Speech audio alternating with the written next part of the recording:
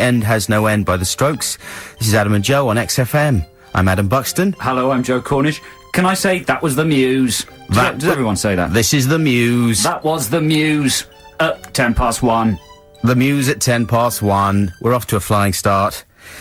Well, we've been away for quite a while, and rather than come back overburdened with tedious ideas, ideas, and new features. I hate new features. I hate everyone. Let's face it, everyone's bored of new features. I hate new things. Exactly. New is so yesterday. Yeah. And we're just stripping it right back. And it's going to be sort of really minimal radio today, yeah? Like spare, lean. Wow. No fat. Wow. I almost feel like just playing another song now. Do you know what I'm saying? Really? No, I'm not going to, but that's where my head's at. Yeah. Did you see the Celebrity Awards this week? Oh, did I? There was some good stuff in the Celebrity Awards. I want to talk a bit about those later. We should do, yeah. One of my favourite lines, it was hosted by Martine McCutcheon. Absolutely. The man who puts the ooh into footballers' wives. Footballers' wives? I think she's thinking about the sexiness overall. Yeah, but... I know, she's missed the point. Work, does it? She's missed the point. Footballers' wives? Yeah. Anyway. And also, I think we should talk about some of the summer movies. You know, I know it's all over, but I don't even know what kind of films you've been watching, Joe. I want to talk to you about some of the ones I've been watching, get your critical feedback, which is very important to me.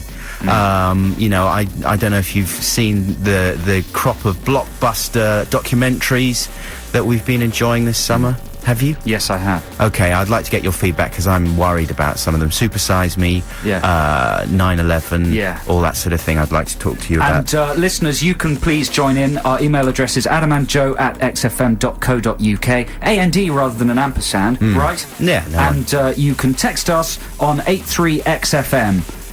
Yeah. I'll tell you one other thing that you could email or text in would be, I was thinking about iPods. I know it's boring to talk about iPods, but I'm going to. I was thinking, like, what's the last thing you got rid of on your iPod? Do you have like a purging session, or is your iPod just so massive that you just leave everything on there? It's massive. I've got lots of space on my iPod. But if you have it on random, do you not get irritated when things pop up and you think, oh, I've got to get rid of that? Sometimes, yeah. And then you have a, like, big purging session. I have one about once every couple of months. Are we talking about this now or later? Well, we can talk about it later. I was curious to see what listeners had purged from their iPods recently. Okay. In a way, you could call it a feature, but features are so yesterday. Yeah, Purge My Pod, it would be called. Anyway, let's have some more music right now. This is the Manic Street Preachers. Have you heard this song before, The Love of Richard Nixon? No. It's insane. Listen to the lyrics. They're demented. They're not the kind of things you would normally have in a pop song, but it's good stuff. Manic Street Preachers on XFM. I have never been a quitter. That's the only bit I don't like, the sampley bit at the end. But that's what it's all about. That's the key. I don't like the key. Well, you've got to like it. It's part of the song. No, I don't. It's my right not to like it. What's the song about? Well, it's about Bush, isn't it? He's Richard III, according to the Manics. Right. They're nostalgic for Nixon as a kind of nicer form of corruption. No, I think they're saying nothing changes. Plus ça change dans le White House. Really? Dans le Chateau Blanc. Really? Yeah. Not a very original thing to say, is it? Well, it's what everyone else is saying. It is. So I think they say it very well. I think that's a very good song. Yeah. My son, who's 2, likes that. When it came on, in the car, he said, "Oh, I like this one." Really? Is like he Japanese? This one. Yeah, he's Japanese. We adopted him. And he says, "Oh, I like this one." Anyway, I like this one as well. It's good. Love of Richard Nixon. Something funny's happening to rock, isn't it? It's all going Stephen Tintin Duffy. All of a sudden, it's going electronic. And people singing a bit Pet Shop Boys. It is. Like the Robbie Williams single. Oh, that's rubbish. I'm sorry. Is it rubbish? Yeah. Well, obviously it's rubbish, but I don't know. No, come on. It's written by Stephen Tintin Duffy. Is it? Yeah, and I've got a soft spot for Stephen Tintin Duffy. He was a member of Duran Duran, for the younger listeners out there.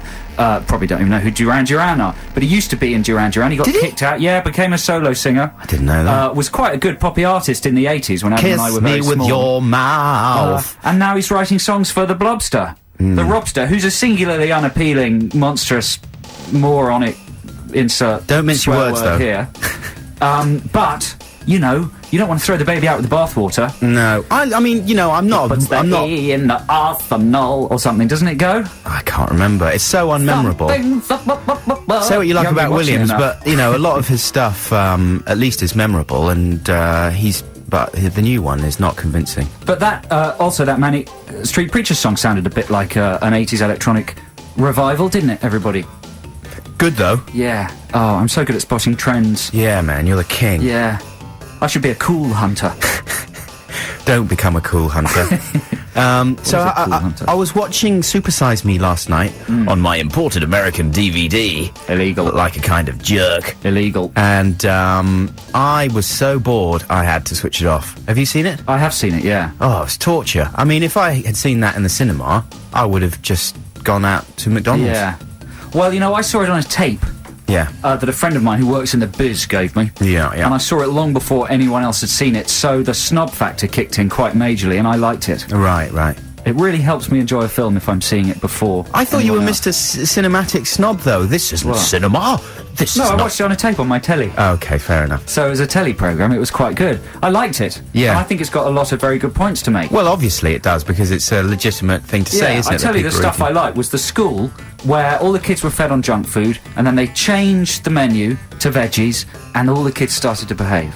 I thought that was interesting. Yeah. And I like the point that the guy made that streets all around the world are all the same, so they're like the background in a Hanna-Barbera cartoon that just goes round and round. I thought that was a very nice visual metaphor. Yep. It's just that the whole thing seems to be hung on the stunt of him consuming nothing but McDonald's for a month. Yeah. Which seems so sort of lame and silly, and like, what's he trying to say about that? Like, you'd have to be a jerk, McDonald's obviously. is bad food. Bad food. But if McDonald's you so ate, bad if you food. ate only bananas for a month, something terrible would happen to you. Power. You'd get banana You're not taking power. my point seriously. You're talking about banana power. Yeah, but you could, if you ate bananas for a month, you would be wicked. You'd be like a monkey. You would be brilliant. I can't talk to you about Super Size Me if you're just going to talk about monkeys. You And bananas. you see, this is the level of Wouldn't you? debate, isn't it? That I expect from you. It would be a perpetual motion machine. It wouldn't be good for you, but you wouldn't do it. I'm not going to suddenly say, "Oh, come and see a Banana Boy." Put it this way, man, I think bananas have more nutrition in them than your average anything from McDonald's. Go on, do Banana Boy. All Eat right, bananas for the next a 3 month. months, I'll eat bananas. You only have to do it Nothing 1 month. but bananas. 3 months. I'm doing it for 3 months. Wow. Fact is, I'm not going to do it at all, so I might as well say 3 months. Okay. That would be amazing if you did. You'd have a film right there. All you need is a little premise, and you got a film, and you can go to Cannes, and you What, can... an anti-banana industry film? Yeah, because, you know, bananas has been banana getting away with it industry. for too long. And they're packed with feeding the kids bananas. cholesterol. They're the most fatty fruit you can eat. All those time cartoons, Banana Man trying to flog bananas to the kids. Yeah, that's the... FM London's 104.9. You can email us, adamandjoe@xfm.co.uk. You can text us 83XFM. I don't know, you can just shout at your radio, or you can ignore us. Switch us off. Whatever you want. Here's where the story ends. That's the Sundays. This is XFM with Adam and Joe. We got music coming up from the likes of the Future Heads, Foo Fighters, the Killers, Yeah Yeah Yeahs, as well, of course, as lots more chat about kind of the pop cultural detritus of the world today. Now, thanks to everybody who's texted us on 83XFM. There's been a lot of responses to a lot of the things we've raised already. Apparently eating bananas non-stop for 3 months, a la Super Size Me, could put you into a cardiac arrhythmias. Is that a word? Yeah, arrhythmia. Arrhythmia. Because they contain high amounts of potassium. There you go. Right. And we've got some songs that people have erased off their iPod. Oh, what kind of thing? I'm more interested in whole albums. Like, for example, I went through and I got rid of Dizzy Rascal, Boy in the Corner, the other day. Because it just kept on popping up while I was cycling, when I had the thing on random. And just ruining my cycle with him just sort of, one of the clanky ones with people hitting bits of metal and him just going... And so I just, he talks about Mr. Donny Blair. Why did you buy that album? Because everyone told me to buy it. Everyone said it's genius. He's a genius. You've got to buy it. If you haven't got it, then you're a moron.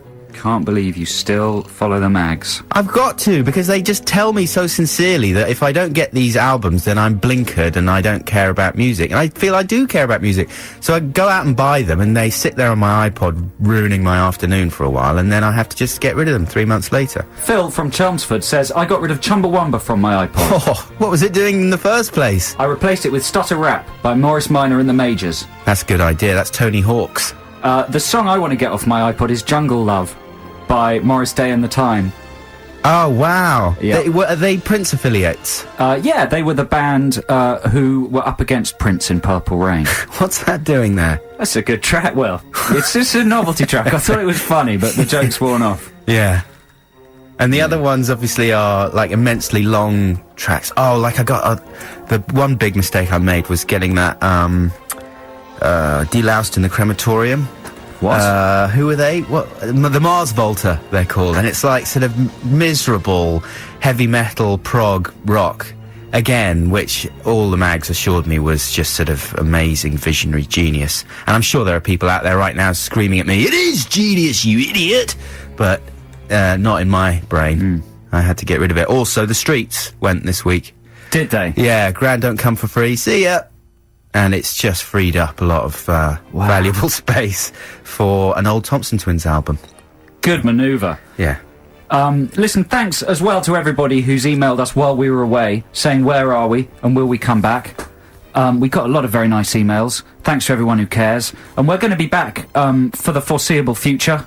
So please keep getting in touch. Yeah, we're going to really stick with it this time. Is that right? Like through thick you and asking thin. me? Yeah. Yeah. We're just gonna be here unless we get fired for being too rubbish, or we swear, or I don't know, one of us gets caught with a hooker or something. We're just gonna be here forever and ever and ever.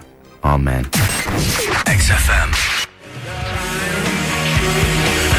All these things that I've done by The Killers, the third single to be taken from their debut album, which is called Hot Fuss, which is revolting. Why would you call your album Hot Fuss? It just sounds like a word for poo or something. Oh, I've done a hot fuss. Anyway, let's not dwell on that. Good song, though, by The Killers. I think I might have to investigate that album. That'll be on your iPod for a week. Yeah, that's right. Someone said they just got rid of a Soul Wax album. That's a good type, like, have you seen the new Soul Wax cover? Like, it's a sort of op art thing. No. And it looks like loads of dots, just dots. Right. And then if you sort of stand across the room and hold it at the right angle, you can see that it says Soul Wax. Ooh. And haven't heard it, so it might be really brilliant, but I suspect that the cover might be the best thing about Yeah. it. So this is Adam and Joe on XFM, London's 104.9. We were talking about the summer movies. Yeah. And we were kind of doing a little assessment of all the huge, life-changing, entertaining spectacles and controversial documentaries that have been unspooling on screen around the capital. I said unspooling. Yeah.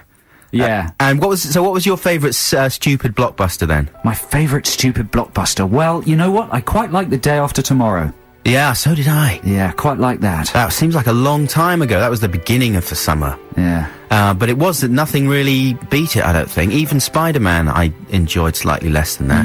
Problem I had with Spider-Man, which I mentioned to you before, Spider-Man 2. Spider-Man 2, yeah. Spider-Man 2 does whatever a Spider-Man 2 can do. Oh, nice. Well done for Thanks. staying away from poo. Thanks. Yeah, about half an hour into Spider-Man 2, bored. it's time to ask questions, and most of them are about Doc Ock, right? Right. And just why he does certain things. So he wants to build a new machine, right, when he goes You've got mad. notes about Spider-Man 2. Yeah, I wrote notes. Okay. And he smashes his machine, it blows up, so he wants to build a new one because Yeah. he's insane. Yeah. So rather than... And he's like got big tentacle arms and he's very powerful. Yeah. So rather than just going and nicking the parts for the machine, Yeah. he goes and robs a bank To get the money. to get the money so he Well- can say, "Hello, Doc Ock here. Yes, I'm building a new evil machine. I've got the money. I've robbed a bank. Could you send the parts to Doc Octopus, Crumbly Pier Evil Laboratory, just at the edge of town? Thanks very much. And just ring twice because I don't usually answer on the first It's a ring." fair point, Adam, but he's a villain. He's a thief. Everything he has to do has to be villainous. Right. So He it's wanted to buy it legally, But he couldn't. He said, well, I better buy it with stolen money. See what you mean, yeah. So he thought, yeah, okay, it's not enough just to go and nick the parts, because that's only one crime. He's got to go and... But you see, it doesn't work, because then he robs the bank, and then he's robbed himself of a crime, which is nicking the parts. Well, I tell you what, that film had more integrity and sense than Michael Moore's Fahrenheit 9/11. Controversial. I don't know. No, I don't know.